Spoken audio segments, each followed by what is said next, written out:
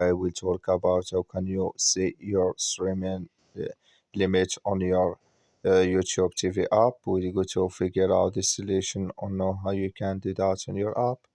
So you just follow these ways, then it's going to work with you. All you have to do in verse, you just go here, you go above your photo profile, click on it. So then it's going to show for you a list like this here. You click on settings, you just click on it. You come to next step here, it's going to show for you like this here. You click here on streaming limits. So here to finish your signing up to see your streaming limits, just click on sign up. So then it's going to take you to next step here, just waiting to open with you.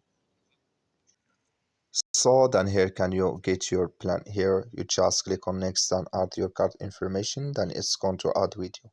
So thank you for watching. Don't forget to support us by like and subscribe.